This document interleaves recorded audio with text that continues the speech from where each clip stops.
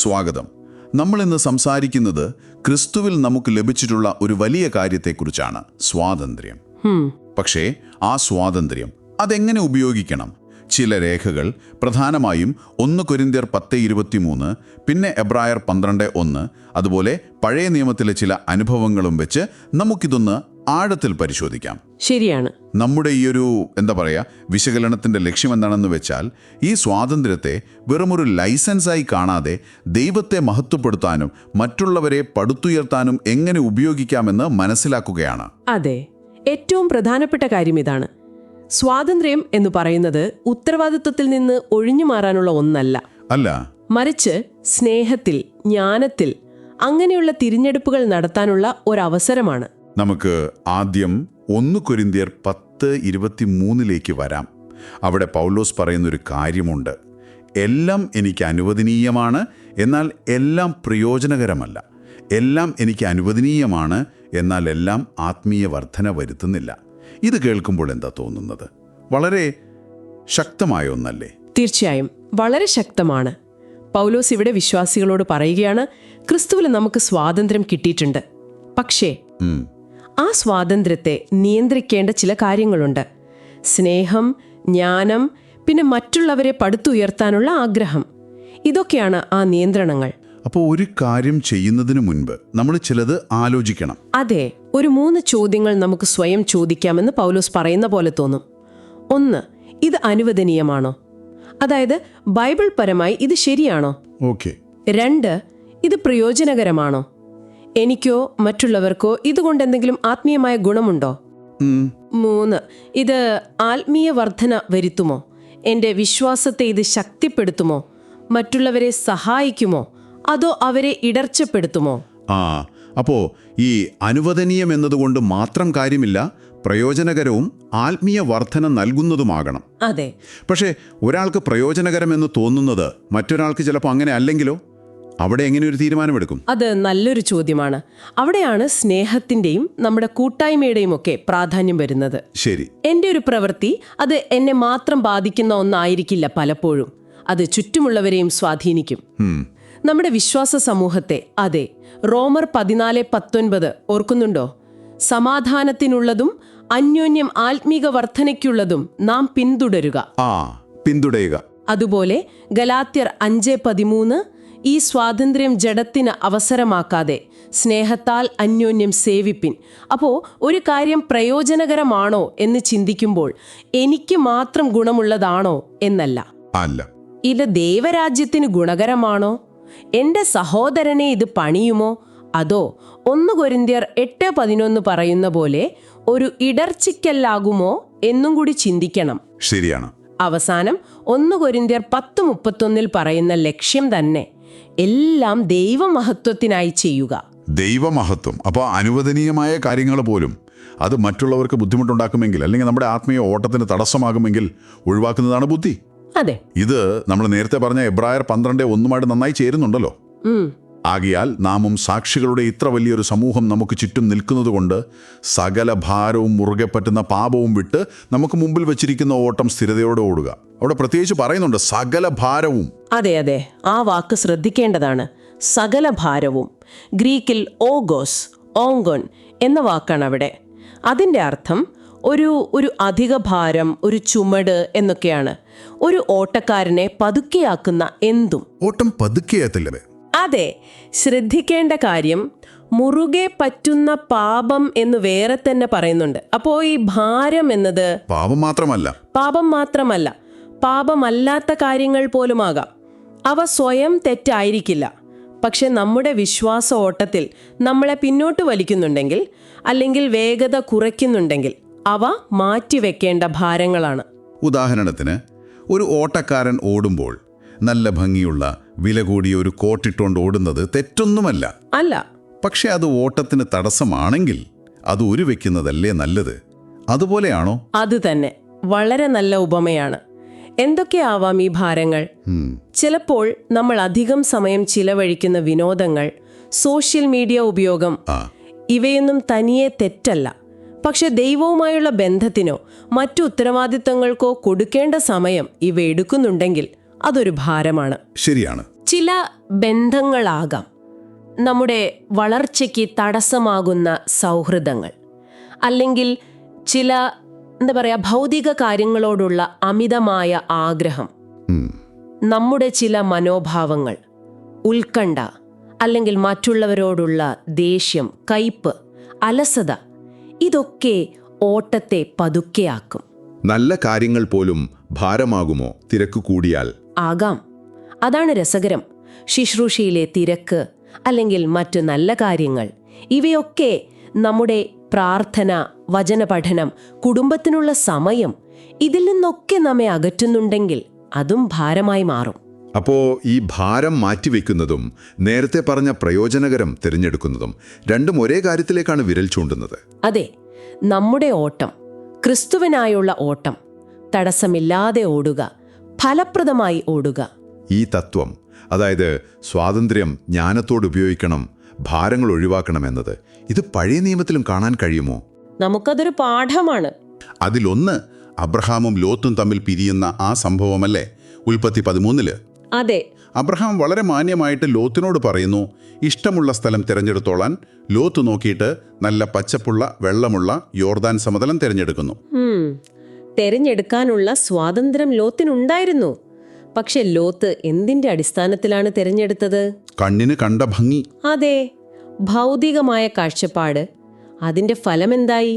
അവൻ പതിയെ പതിയെ പാപം നിറഞ്ഞ സോദോമിന്റെ അടുത്തേക്കെത്തി, പിന്നീട് വലിയ പ്രശ്നങ്ങളിലായി. ശരിയാണ്. അപ്പോൾ പാഠം ഇതാണ്: പുറമേ കാണുന്ന ഭംഗിയോ വ്യക്തിപരമായ ലാഭമോ മാത്രം നോക്കിയെടുക്കുന്ന തീരുമാനങ്ങൾ ചിലപ്പോൾ നമ്മളെ അപകടത്തിൽ ചാടിക്കും. വിശ്വാസത്തോടെ ദൈവഹിതം നോക്കിയെടുക്കുന്ന തീരുമാനങ്ങളാണ് ശരിയായ സമാധാനം തരുന്നത്. നമുക്ക് സ്വയം ചോദിക്കാം, എൻ്റെ തീരുമാനങ്ങൾക്ക് പിന്നിൽ എന്താണ്? ദൈവത്തിലുള്ള വിശ്വാസമോ അതോ ലോകം നല്ലത് എന്ന് പറയുന്നതോ? മോശയുടെ ജീവിതത്തിൽ ഒരു സംഭവം ഓർക്കുന്നു. പുറപ്പാട് 2-ാം അധ്യായത്തില് ഒരു ഈജിപ്തുകാരൻ ഒരു എബ്രായനെ തല്ലുന്നത് കണ്ടപ്പോൾ മോശയ്ക്ക് സഹിച്ചില്ല. നീതി നടത്തണമെന്നൊരു തോന്നല്. ചുറ്റും നോക്കി ആരുമില്ലെന്ന് കണ്ടപ്പോൾ ആ ഈജിപ്തുകാരനെ കൊന്നു. ഒരു തരത്തിൽ സ്വന്തം ജനത്തിനു വേണ്ടി പ്രവർത്തിക്കാനുള്ള ഒരാഗ്രഹം. അതെ, ഉദ്ദേശം നല്ലതായിരിക്കാം. ആയിരിക്കാം. പക്ഷെ മോശ എങ്ങനെയാ പ്രവർത്തിച്ചത്? തിടുക്കത്തിൽ, സ്വന്തം ശക്തിയിൽ. ദൈവത്തിന്റെ സമയത്തിനായി കാത്തില്ല. ദൈവം ഏൽപ്പിച്ച വഴിയും അതായിരുന്നില്ല. അതിന്റെ ഫലമോ ഓടിപ്പോകേണ്ടി വന്നു വർഷങ്ങളോളം. ഇത് നമ്മെ പഠിപ്പിക്കുന്നത്, നല്ല ഉദ്ദേശമാണെങ്കിൽ പോലും ദൈവത്തിന്റെ സമയത്തിനും വഴിക്കും കാത്തു നിൽക്കാതെ നമ്മുടെ സ്വന്തം രീതിയിൽ, പ്രത്യേകിച്ചും ദേഷ്യത്തിലോ മറ്റോ ചെയ്താൽ അത് പ്രയോജനം ചെയ്യില്ല, ചിലപ്പോൾ ദോഷമാകും. നമുക്കും ചോദിക്കാം, ഞാൻ ദൈവത്തിനു വേണ്ടി എന്ന് പറഞ്ഞ് എൻ്റെ സ്വന്തം പ്ലാൻ നടപ്പാക്കാൻ ശ്രമിക്കാറുണ്ടോ? വേറൊരു കഥാപാത്രം ഊസയാണ്. 2 ശമൂവേൽ 6 ദൈവത്തിന്റെ പെട്ടകം കൊണ്ടുവരുമ്പോൾ കാളകൾ വഴുതി പെട്ടകം വീഴാൻ പോയി. അപ്പോൾ ഊസ വേഗം കൈനീട്ടി പെട്ടകം പിടിച്ചു. നല്ല കാര്യമല്ലേ ചെയ്തത് എന്ന് തോന്നും. പെട്ടകം താഴെ വീഴാതിരിക്കാൻ നോക്കി. അതെ, പക്ഷേ എന്താ സംഭവിച്ചത്? അവിടെ വെച്ച് ഊസ മരിച്ചു. കാരണം ലേവ്യരല്ലാത്ത ആരും പെട്ടകത്തിൽ തൊടരുത് എന്ന് ദൈവം വ്യക്തമായിട്ട് കൽപ്പന കൊടുത്തിരുന്നു. സംഖ്യാപുസ്തകം 4:15. ഊസയുടെ ഉദ്ദേശം നല്ലതായിരുന്നു, അതിൽ സംശയമില്ല. പക്ഷെ അത് ദൈവകൽപ്പനയ്ക്ക് വിരുദ്ധമായിരുന്നു. ആത്മാർത്ഥത മാത്രം പോരാ, ദൈവവചനത്തിനനുസരിച്ചുള്ള പ്രവൃത്തിയാണോ എന്നതാണ് പ്രധാനം. നമ്മുടെ നല്ല ഉദ്ദേശം ദൈവത്തിന്റെ നിയമത്തെ മാറ്റുന്നില്ല. ശരിയാണ്. ഇനി ശംശോന്റെ കാര്യം നോക്കിയാലോ? സ്വാതന്ത്ര്യവും ശക്തിയും ഒരുപാടുണ്ടായിരുന്നു. പക്ഷേ ന്യായാധിപന്മാർ 16 നമ്മൾ കാണുന്നത്, അവസാനം ദലീല ചതിച്ച് ശക്തിയൊക്കെ പോയ ശേഷം ശംശോൻ ഉണർന്നിട്ട് പറയുകയാണ്, ഞാൻ മുമ്പത്തെ പോലെ പുറത്തുപോയി കുടഞ്ഞുകളയുമെന്ന്. പക്ഷേ അവൻ അറിഞ്ഞില്ല യഹോവ അവനെ വിട്ടുപോയെന്ന്. ശംശോന്റെ ജീവിതം അതൊരു വലിയ പാഠമാണ്. ദൈവം കൊടുത്ത കഴിവുകൾ, സ്വാതന്ത്ര്യം, ഇതൊക്കെ അവൻ കൂടുതലും ഉപയോഗിച്ചത് സ്വന്തം ഇഷ്ടങ്ങൾക്കായിരുന്നു. ജഡിക മോഹങ്ങൾക്ക് പിന്നാലെ പോയി. ദൈവവുമായുള്ള ബന്ധത്തെ നിസ്സാരമായി കണ്ടു. അതെ, അതിന്റെ ഫലം അടിമത്തവും അന്ധതയുമായിരുന്നു. ഇത് കാണിക്കുന്നത്, ദൈവം തരുന്ന ദാനങ്ങളും സ്വാതന്ത്ര്യവും നമ്മൾ ഉത്തരവാദിത്തത്തോടെ, ആത്മനിയന്ത്രണത്തോടെ ഉപയോഗിച്ചില്ലെങ്കിൽ അത് നമ്മളെ തന്നെ നശിപ്പിക്കും. നമുക്ക് ചിന്തിക്കാം, ദൈവം തന്ന കഴിവുകൾ, അവസരങ്ങൾ ഞാൻ എന്തിനാണ് ഉപയോഗിക്കുന്നത്? ദൈവത്തിന്റെ മഹത്വത്തിനോ അതോ എൻ്റെ സന്തോഷത്തിനോ? ഈ വിഷയത്തിൽ ജ്ഞാനിയായ ശലോമോൻ പോലും അവസാനമെത്തിയൊരു നിഗമനമുണ്ട്. സഭാപ്രസംഗി 2-ാം അധ്യായത്തിൽ അദ്ദേഹം പറയുന്നു, എൻ്റെ കണ്ണിനിഷ്ടമായതൊന്നും ഞാൻ അതിന് നിഷേധിച്ചില്ല, യാതൊരു സന്തോഷത്തെയും ഞാൻ എൻ്റെ ഹൃദയത്തിന് വിലക്കിയില്ല, ലോകത്തിലെ എല്ലാ സുഖങ്ങളും അനുഭവിച്ചു നോക്കി. അതെ, എന്നിട്ടോ? എന്നിട്ട് പറയുന്നു, ഞാൻ ചെയ്ത സകല പ്രവർത്തികളെയും നോക്കി എല്ലാം മായയും കാറ്റും പോലെയായി കണ്ടു. സൂര്യന് കീഴിൽ യാതൊരു ലാഭവുമില്ല, എല്ലാം വ്യർത്ഥം. ശലോമോന് എല്ലാ ഭൗതിക സുഖങ്ങളും ആസ്വദിക്കാനുള്ള സ്വാതന്ത്ര്യവും സാഹചര്യവും ഉണ്ടായിരുന്നു. ലോകപ്രകാരമുള്ള ജ്ഞാനവും ധാരാളം. എന്നിട്ടും ദൈവവുമായുള്ള ബന്ധമില്ലാതെ എല്ലാം ശൂന്യമാണെന്ന് കണ്ടു. അത് തന്നെ, ദൈവത്തിൽ നിന്നുള്ള വെളിപാടും നടത്തിപ്പുമില്ലാത്ത മനുഷ്യന്റെ ജ്ഞാനത്തിനും സ്വാതന്ത്ര്യത്തിനും പരിധിയുണ്ട്. അതാണ് ശലോമോൻ പഠിപ്പിക്കുന്നത്. റോമർ 8:14 പറയുന്ന പോലെ, ദൈവാത്മാവിനാൽ നയിക്കപ്പെടുന്നവർ ഏവരും ദൈവത്തിന്റെ മക്കളാകുന്നു.